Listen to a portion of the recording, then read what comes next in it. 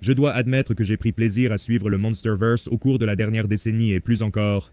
On a l'impression que c'est l'affrontement préféré de tous les grands fans de kaijus et la plus grande série de blockbusters du cinéma en dehors de tous les films de super-héros récents. Effets spéciaux impressionnants, combats épiques, personnages corrects, beaucoup de Godzilla et Kong.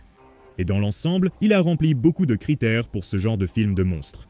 Je pense que certains aspects peuvent être améliorés et des problèmes risquent d'empirer sans intervention rapide, j'espère dans Godzilla X Kong Supernova et les futurs projets Monsterverse. Donnez-moi votre avis dans les commentaires, n'hésitez pas à vous exprimer.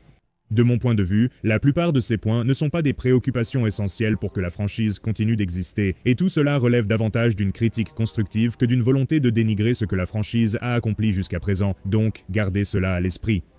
Et j'ai même recueilli quelques avis de collègues youtubeurs que vous connaissez peut-être. Goji Centre et Goji Guy m'ont donné leur point de vue sur ce qu'ils aimeraient voir s'améliorer dans le Monsterverse, tout comme beaucoup d'autres, après avoir interrogé notre communauté et nos amis. Je voulais vraiment avoir une vision plus large du Monsterverse, pas seulement me baser sur mes propres pensées et opinions. Donc, si jamais quelqu'un de chez Legendary regarde cette vidéo, il pourra avoir la meilleure idée possible de ce qui peut être amélioré dans l'ensemble. Puisque beaucoup d'entre vous ont suggéré qu'un vrai jeu vidéo de combat ou simplement un bon jeu améliorerait le Monsterverse. Je vais utiliser beaucoup de séquences de gameplay de kaiju dans cette vidéo, rien de spectaculaire ou quoi que ce soit. Cela étant dit, je vais faire en sorte que cette vidéo soit rapide et fluide, et voici à la fois mes opinions et une sélection recueillie à travers la communauté sur la façon dont le Monsterverse peut continuer à avancer à plein régime. Voyons ce que Goji Center, que mon pote Joe, peu d'entre vous le connaissent sous ce nom, avait à dire. Il m'a dit que sa principale inquiétude est que la franchise renforce la continuité entre films, séries, bandes dessinées, etc. Ça a beaucoup de sens. Avoir diverses visions du Monsterverse de plusieurs réalisateurs était plaisant, mais cela devient confus et brouillon récemment. C'est quelque chose qu'on peut ignorer pour un succès à court terme, mais si le but du Monsterverse est que les gens parlent de cette franchise pendant des générations, ils doivent vraiment commencer à créer une seule ligne cohérente de lore pour qu'on puisse raconter un jour à nos petits-enfants à quel point c'était génial que Doug soit en fait le père de Godzilla. Goji Center a également d'autres idées et je lui en suis très reconnaissant. Merci aussi à Raycon pour avoir sponsorisé cette vidéo. Ils m'ont envoyé une paire de leurs écouteurs ouverts, que j'ai choisi en bleu électrique pour avoir l'air cool comme Godzilla dans sa teinte atomique. Les écouteurs ouverts, Raycon sont uniques car ils se placent hors du conduit auditif.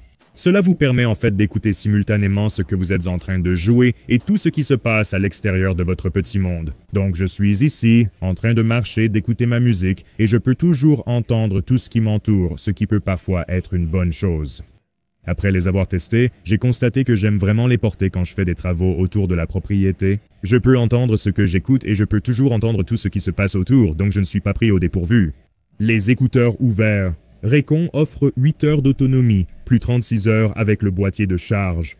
Avec leur design léger et leur maintien sécurisé via le crochet multi-angulaire, tu oublies vite que ces écouteurs Raycon sont là. Tout comme les grandes marques audio, ceux-ci peuvent se connecter à plusieurs appareils et passer de l'un à l'autre aussi facilement que Godzilla peut écraser un immeuble. Ils coûtent 2 fois moins cher que d'autres marques, tu économises donc tout en ayant des écouteurs de qualité. Tu peux rejoindre les 3 millions d'autres personnes qui possèdent déjà une paire de ces écouteurs. Et si tu ne les aimes pas, tu as 30 jours pour les retourner et être remboursé. Comme je l'ai dit, ils sont vraiment super si tu veux travailler tout en restant connecté au monde extérieur. Donc si c'est ce que tu recherches, donne une chance à ces écouteurs. Clique sur le lien dans la description ou va sur buyraycon.com/dangervilleopen pour obtenir 20% de réduction. C'est buyraycon.com/dangervilleopen et tu peux obtenir une paire de ces écouteurs à un prix encore plus avantageux tout en aidant la chaîne. Merci de votre écoute et merci à Raycon. Reprenons la vidéo.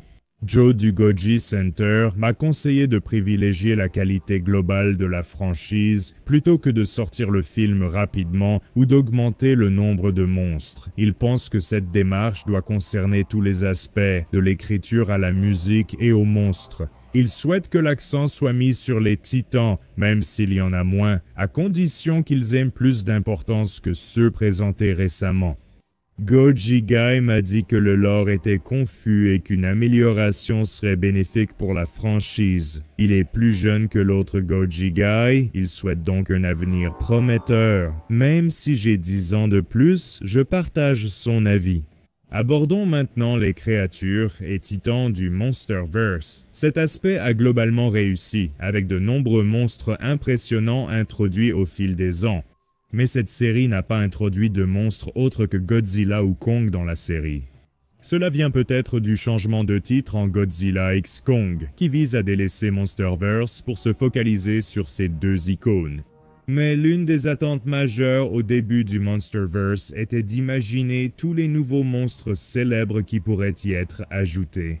Donc, ajouter un autre monstre célèbre, comme Gamera ou le serpent-monde de la mythologie nordique, peu importe, une nouvelle icône serait quelque chose qui attirerait de nouveaux fans vers la série. Je comprends que certains souhaitent le retour de classiques de Toho, comme Space Godzilla, mais innover serait bénéfique pour la série et renforcerait l'aspect Monsterverse, pas seulement centré sur Godzilla et Kong. Gojigai m'a surpris avec sa remarque suivante. Je pensais qu'il voudrait plus d'attention sur les monstres, mais il a dit que le prochain film devait surtout avoir de bons personnages humains. Ils n'ont pas à occuper tout l'écran, mais doivent juste être bons quand ils y sont. Il a dit que si -1 y arrive, alors Supernova et les prochaines productions du Monsterverse aussi. Alistair et moi, quand nous avons discuté des moyens d'améliorer le Monsterverse, avons en fait eu cette idée que nous trouvions plutôt bonne en ce qui concerne les personnages humains. Nous pensons tous les deux que faire participer les personnages humains à l'action, et pas seulement les laisser observer de loin en toute sécurité, donnerait vraiment un tout autre ton à la franchise. Le Monsterverse n'a jamais vraiment été une vraie franchise catastrophe, alors qu'une invasion de kaijus devrait l'être, surtout depuis King of the Monsters. Cela s'explique car les personnages humains sont toujours liés à Monarch, ou connaissent déjà Godzilla, Kong et l'univers. Il faudrait abandonner cette logique d'élu et impliquer des gens ordinaires dans l'action, ce qui rendrait le tout plus intense et accessible pour le public. Suivre un groupe de spécialistes engagés, comme dans la série animée Godzilla de 1998 et son casting, pourrait vraiment aider au futur de la franchise. Il faudrait aussi que ces personnages partagent une certaine camaraderie avec Godzilla. Ils ont tenté cela avec Madison Russell et sa famille, mais cela marcherait mieux avec un groupe d'adultes au parcours varié, unis pour soutenir Godzilla comme dans le dessin animé. Ce serait aussi bien si certains de ces personnages étaient réellement mis en danger. Je ne ressens plus de tension avec les personnages humains de la série et leurs morts sont tournés en dérision, ce qui est étrange. Ça n'aide pas vraiment le film à paraître plus intense. Ce serait aussi bénéfique d'avoir des titans plus importants qui soient tués. Je ne parle pas de Godzilla ou Kong, mais ça fait un moment qu'on n'a pas eu de grandes morts dans la franchise qui soit, vous savez, marquante.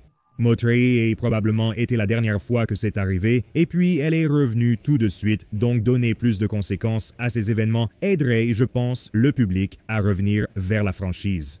Et enfin, du côté des humains, parce que je sais que tout le monde veut parler des monstres, faites simplement plus de choses avec l'armée. Ils ont été en retrait dans la franchise, et je pense que Supernova ou la saison 2 de Monarch gagneraient à inclure une scène de tir de char, voire 7. Ajoutez aussi quelques créatures de chair à canon ou des factions pour donner plus d'adversaires à l'armée. Supernova ou la saison 2 de Monarch gagnerait à inclure des combats ne centrant pas que sur les titans. À ce stade, avoir des humains impliqués dans les combats devient rare, et c'est sûrement pour cela que -1 a été mieux reçu que les films récents du Monsterverse. Les scènes humaines sont bien plus intéressantes quand les humains agissent vraiment. Et ce serait bien que les armes et la technologie du futur Monsterverse soient à nouveau un peu plus ancrées dans la réalité. Beaucoup d'entre vous, créateurs et fans, souhaitent voir les aspects science-fiction du Monsterverse un peu diminuer. Vous savez, évidemment, c'est une franchise avec des animaux fictifs de la taille d'une montagne qui détruisent tout, mais la technologie et les éléments fantastiques sur lesquels on s'est concentré récemment sont des choses que beaucoup de fans aimeraient voir un peu réévaluées. Ce sont tous des éléments classiques de certains films Toho de la franchise, et c'est bien de leur rendre hommage, mais il est clair que ce n'est pas une approche qui peut durer longtemps avant que la franchise ne devienne la cible de ceux qui veulent dire que c'est nul ou une blague. Cela devient problématique avec plus de 5 films dans la franchise, il faut donc faire davantage d'efforts. Et il y a en fait des rumeurs selon lesquelles l'effet Mothra pourrait apparaître dans Supernova, donc c'est un peu inquiétant, mais j'espère que ce sera plus une référence à elle qu'une véritable représentation de petits esprits kaiju humains en fait. Revoir ces standards pour les moments sérieux comme pour les moments moins sérieux, c'est quelque chose que Legendary doit vraiment prendre en compte. Si vous regardez autour de vous, le public commence à se lasser de la formule des super-héros. Les 2 derniers films du Monsterverse s'en sont inspirés. Je pense qu'il est temps de changer de direction et d'offrir quelque chose de plus solide, tout en gardant certains tons légers de la série. Les 2 derniers films prouvent qu'un équilibre idéal est possible. J'ai l'impression que le fait de voir de temps en temps un jeune se faire donner un coup de nunchaku ou une déclaration percutante, c'est quelque chose qui doit rester, tout en espérant rendre l'histoire globale et les événements plus sérieux. Je veux dire, je sais que les anciens films n'ont jamais vraiment abordé les conséquences massives et les problèmes sérieux, qui suivraient ces grands combats de kaiju dans une série qui avait initialement exploité cette angoisse et ce désespoir comme argument promotionnel. On a l'impression de regarder une franchise complètement différente maintenant. À qui appartient cette franchise de toute façon? De nos jours, ce n'est certainement pas Godzilla. Il semble donc que peut-être dans Supernova, on pourra revenir à faire de Godzilla le centre de l'attention. Peut-être, juste peut-être. Je comprends que ce sera toujours un film avec les J-Men et Kong, mais une grande partie de la communauté, d'après notre question, veut vraiment retenter l'expérience des films solo. Je comprends pourquoi ils veulent réunir ces 2 icônes un moment, mais après cette trilogie, vous savez, le Godzilla contre Kong, la sorte de trilogie Godzilla x Kong sera terminée, ils devraient vraiment envisager de nous donner plus de films centrés sur une seule Star Titan principale. Sans offenser Kong ni ses fans, dont je fais partie, il est temps que Godzilla ait un nouveau film solo. Ou du moins, c'est ce que beaucoup d'entre nous veulent. Mais pour Godzilla x Kong Supernova, ils doivent vraiment perfectionner la façon de raconter l'histoire de Kong et de Godzilla, puisque nous savons que ce sera encore à propos des 2.